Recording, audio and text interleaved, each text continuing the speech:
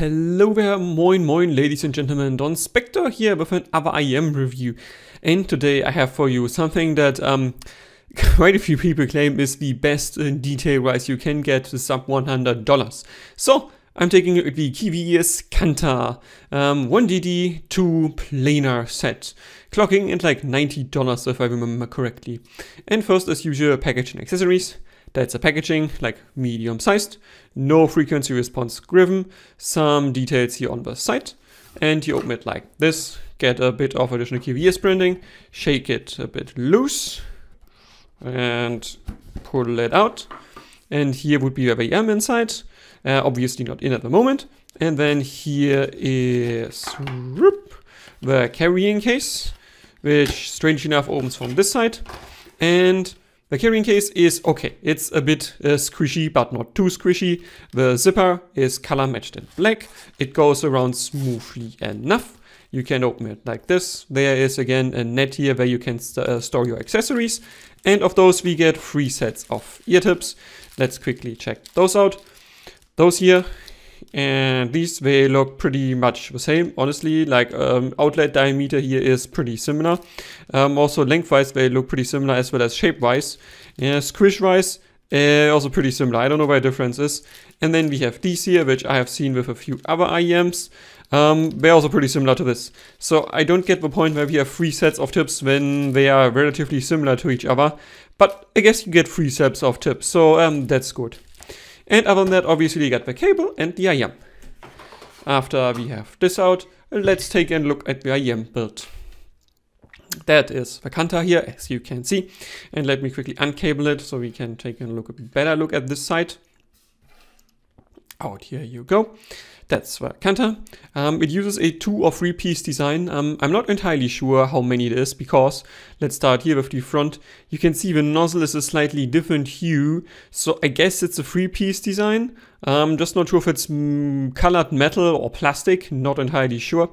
But in this lighting, at least I can see it. I'm not sure whether the camera is catching it. Yeah, this one here resin, and this one seems to be in a different shade of black here. And yeah, we start at the front this time with the nozzle. You can see here the filter, the metal filter is glued in well. There's no glue residues. It stays in very solidly. And same goes for the nozzle here. It just is integrated well, and I have no complaints here. Pressure hole wise, there is one here, and you have one here on the top. Both are not the smallest, but also not the biggest. And at least I would like to see with this one also some filter inside that prevents dust or dirt from getting inside. And then, not exactly last but not least, but yeah, before we come to the faceplate, here the 2-pin connector. As you can see, not color matched, but it's flush and seems to be integrated very well. Like, you can barely see the seams around it. So yeah, it's been glued in nicely or integrated in the resin nicely. And then now last, faceplate here. This uses this industrial design aluminium faceplate, and honestly I prefer this look more than some of the more funky looking ones. It's just industrial, there isn't much wrong with it. Also integration wise, this is absolutely fine. Like, you can see the seam around it barely, and you can feel it with the fingernail slightly, but really only so slightly and not on all places. Like here, for instance, my fingernail gets stuck, but here, here of course a tiny bit, but not here on this side. So build-wise, I think this is a well-built IEM at this price point, and I have no complaints. Besides, I said the pressure holes, maybe put a filter inside so no dust and dirt gets in. Next, the cable. And yeah, in summary, the cable is decent, but for the price, it's really nothing special. We have seen similar cables at way cheaper IEMs here, and that means, let's start at the bottom. This 3.5mm connector here, as you can see, very smooth, a bit slippery, not really nice to grip on, and it's also very small, and yeah, definitely some texture or shape would be nicer so you can actually hold on to it. Then here we have a strain release, which does release strain, as you can see. It's just a tad short to do the job, so a bit more would be better. And then on top of this here, this is the actual wires. It's 4 cores that are twisted together like this. And this twisting seems to be done rather well from all the way from the bottom to the top. Here, the twisting is very unique, very even. And I don't have complaints with it. I just wish the cable would be a bit thicker. Like something like this I've seen also with IEMs at like $50 or $40. And this here is double the price, and it's basically the same cable. Granted though, as you can see, it stays pretty smooth. But again, some other cables for way less money with the same build also stay pretty smooth, so a bit more would be nice to see here. And then the splitter here with the chin slider. Splitter itself is color matched, there's no complaints here. And then on top, unfortunately, the chin slider, as you can see, no friction whatsoever. So it's completely useless, and I wish it would have been done a bit better. And then on top here, the 2x2 wires that go to your ears. They have the same thickness, the same material. They also stay smooth, as I can just demonstrate here. That's how they stay literally when I just unbox the IEM again and yeah, put it here. And then let's take just the cable on this side without the IEM. That's the right side. Rubberization, as you can see, more on the smallish side, the bending radius here, and it also is textured. And that means if you have bigger ears, this can potentially be a comfort issue. But for me, it was totally fine. Like for like medium extended times, I didn't notice the cable, especially also because the rubberization here is also just medium thick. It's not too bouncy. It's bouncy enough, but not too bouncy. But as I said, bigger ears, you might struggle with this a bit, yeah, because it is still textured and the bending radius is rather small. And then last but not least for the cable here, we have the 2-pin connector here. As you can see, this one is color-coded, which I do like. The other side though has no color coding, so it should also work for color-blind people because this will just appear darker to you, or should appear darker to you. And that's a nice touch to have. And yeah, it's also, as you can see here, just standard 2-pin, and there's an also color matched aluminum shell. And overall, I think the cable is fine. Like it's price appropriate-ish, but with better cable would be nicer to see. Next, we tackle comfort and fit. And again, I will throw on measurements of the IEM so you can see how big this is and how the angle is nozzled. And in short here, I think the Canta is a very comfortable to comfortable IEM. And it really depends again on the tips. But something that I really like with this is here, get quickly the TRNT, the really cheap TRN ear tips, really work nicely with this one. Because the nozzle, we quickly go just for showing, is 4mm or something like this, look medium shortish.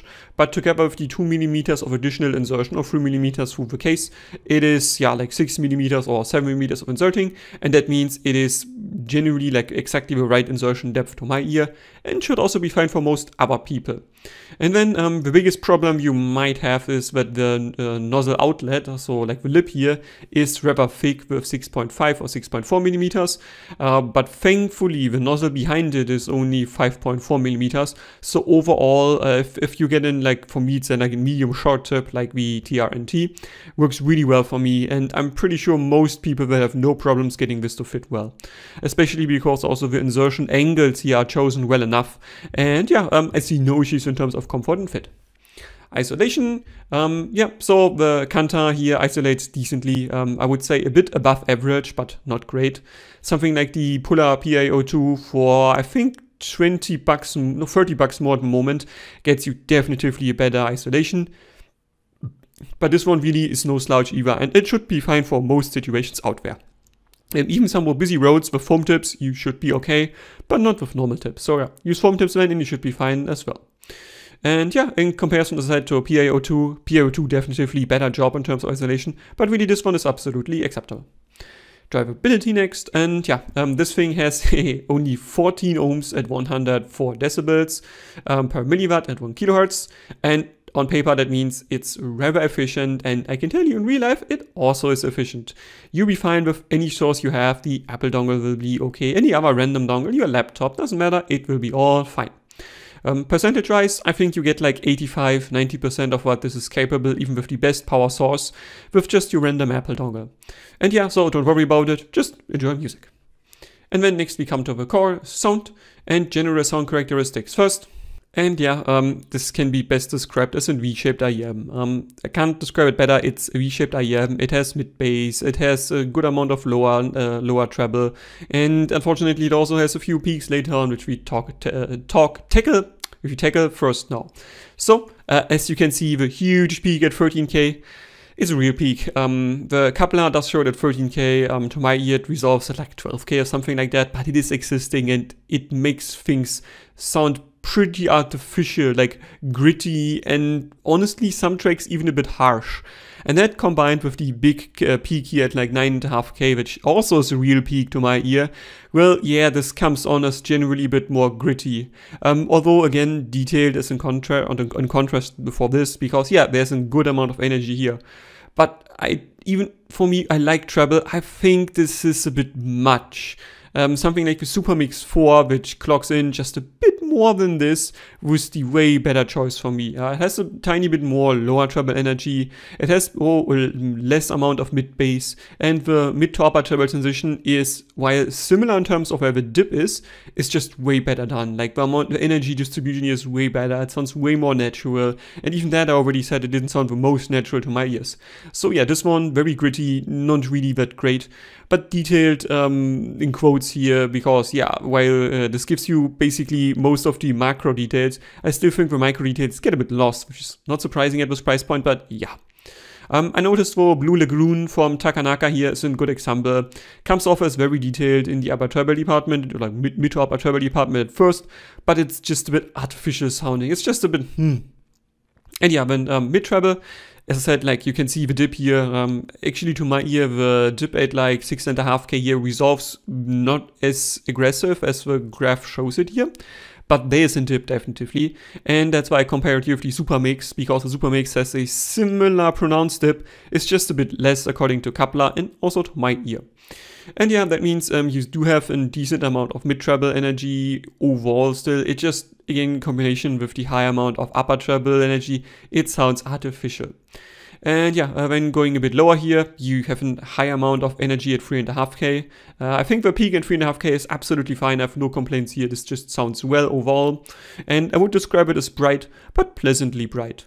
And that means, yeah, most of the tracks I did like with this one here. Cyberpunk 2077, the female vocalist, was nice and crisp without losing too much body. Also Nier Automata soundtrack in the lower treble, generally very nice tonality. And then coming to the mids, I mean, they're okay. I can't say more about these. They are fine. They get a bit lost when it gets a bit more busy. They sound slightly stuffy. I mean, it's a V-shaped IEM, that's expected. But they're not too lost and they're not too recessed in the mix. It's absolutely fine, but it's also not great. And then we are coming to bass, and I think this is where you probably will be disappointed. By graph, there's a good amount of bass energy here, and it should be sounding like meaty. It comes off as a bit bass shy in my ear. So again, the bass is not like bad, and it's just a bit shy and it lacks a bit of weight. And I think some cheaper IEMs do bass better than this. But overall, it's absolutely fine. It's just by graph, you would estimate the bass to be a bit more pronounced than it actually is. Sub-bass quality is, I would say, a bit below average. I managed 2 minutes 13 in my benchmark track. Interstellar's Mountains here again. There's a bass drop starting at like 2 minutes 9 or so, and it rolls all the way to 20 Hz until 2 minutes 16. And yeah, this one managed 2 minutes 13, which is a bit below average. It's not bad, but it's also not good. And then the other technicalities. Soundstage layering imaging first. So yeah, I think this might be the best point about this at this price point. I think it has a pretty decent soundstage. It images rather well in this, and while most of the time you have 3 layers, if you have some better mixed tracks, you can also get, not that rarely, even 5 layers out there. And yeah, again, something like Takanaka, like Japanese fusion jazz, absolutely noticeable, but it has more often 5 layers than 3.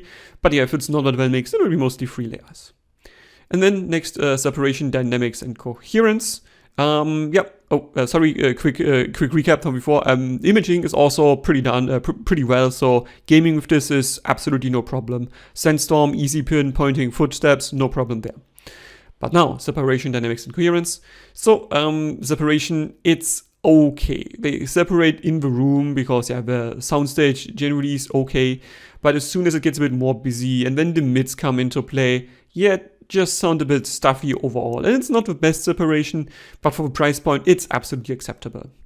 Yeah, dynamics, it is not a single DD set, and it also doesn't sound like one. And that means it also doesn't sound as dynamic as most single DD sets. Granted, it doesn't sound as plugged as other planars, but it's really also not that great in terms of dynamics. That means while you do have a good amount of splash and sizzle on top, it just sounds artificial. Like, you do lack the dynamic range overall that gives you a really nice feeling of, okay, here's a nice in the background, hear somebody walking somewhere. It just gets pushed out a bit too much in the mix and doesn't sound as natural. Which then also comes back to timbre. This one, while not the worst timbre of Fender out there, honestly is not that great. Again, I'm pretty sure the culprit here is the upper-treble energy here, which is just too much and too peaky. So it is just sounding a bit artificial to my ear. I don't really get the metallicness, but I would assume this has by graph, but it just sounds artificial to my ear and I didn't like it that much. So yeah, Coherence also is not the best because you notice the DD is doing things first and then later on, yeah, the planars come into play and yeah, they just sound zingy and it's just not the best tonality. Bring me then to a verdict. What should I say? The Canta is not a bad IEM. I would say it's actually good-ish and it sounds competent for the most part. It fits very well, it's well built, it comes with 3 sets of tips. Unfortunately, it is not just bright, it can come off as very bright due to the high amount of energy at 9.5 and 13K here, and I don't really think it's an all-rounder, not that great of an all-rounder. And that's also why I really don't understand why there's a lot of people out there who praise this IEM as the best thing below 100 or best sounding thing, the most detailed things. Like, I mean, planars exist. And you can get planars for under 100 as well. And planars still sound more detailed than this one. Planars have the faster bass than this one. So I don't really understand why this is praised so much. But it's certainly not a bad idea. Like, you can absolutely live with this. But I would honestly recommend just wait for on sale, wait for something like the Puller PA02 and just buy this one instead. The PA02 is 30 bucks more expensive when this is like 90, so yeah, it's still a jump. But it just is way better balance overall. It has a better technicalities as well to my ear. And yeah, while not feeling as good as this one, it's also feeling well enough. So overall, I cannot recommend the Canta. I just think the 13K peak is just too much. It kills the overall tonality a bit. But it's not a bad IEM, and if you want to go for something this bright, honestly, go ahead. But again, if you even want something more brightish, I would still choose something like the Supermix 4 over this if you want something more brightish. So yeah, that's it. I hope you enjoyed it. If you have questions, recommendations, or criticisms, please leave a comment. Donspektor out.